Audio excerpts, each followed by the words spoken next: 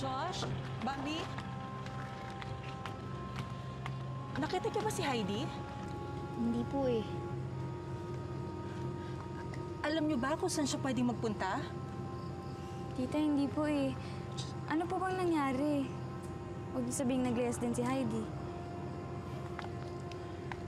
Mas matindi pa doon ang ginawa niya. Nagtanan sila ni Rick. Si Rick?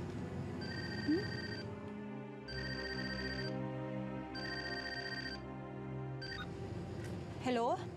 Myla, kasama ko si Jacob. Alam daw niya kung saan nagpunta ang mga anak natin.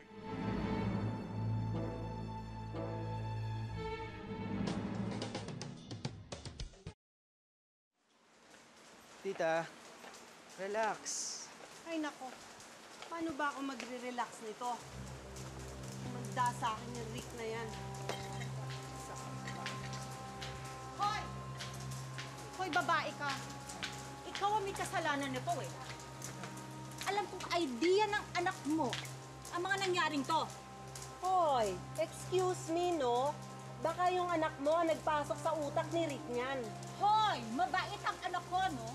Kung hindi ka kasi pabayang ina, hindi sana magtatanong yung dalawang yon. Oh, come on.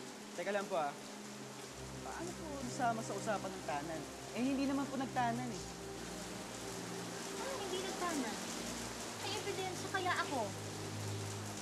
Eto, oh. Tingnan mo, ha? Ayan. Ano ibig sabihin na? Tita, halika. Sumunod po kayo sa akin. Tumanda sa akin yung anak ko. Ah, talaga, ah. Mas lalo na yung anak ko, sasabilutan ko yan. Sobra to. Dito po, tita. Tuloy po kayo. Dito po.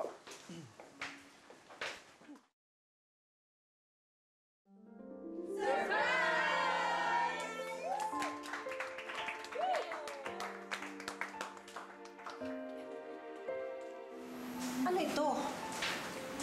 Ano ibig sabihin nito? Gusto po kasi namin ni Heidi na magkabati na po kayo ni Tita Myla. Kaya po namin ginawa ito. Gusto rin po namin maalala nyo na mag-best friend po kayo dati. Tsaka hinanap namin yung mga pictures nyo together, tapos dinikit po namin dito. At naisip din nila na imbitahin dito ang mga nakasaksi ng napakaganda niyong friendship through the years. Gusto ng mga anak nyo na i-remind kayo kung gaano kahalaga ang pinagsamahan nyo. At hindi dapat basta-basta itapon yun.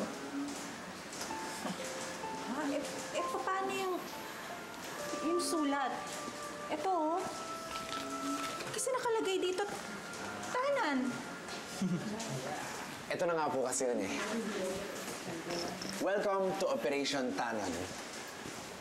Tapusin away ng ating nanay.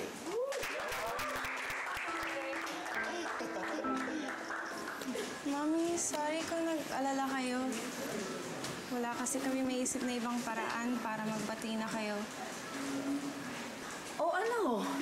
Magtititigan na lang ba kayo dyan buong gabi? Abay, magbati na kayo. Gusto pa tinutulak eh. Ito na. Sorry Ay, kami mo. Ika.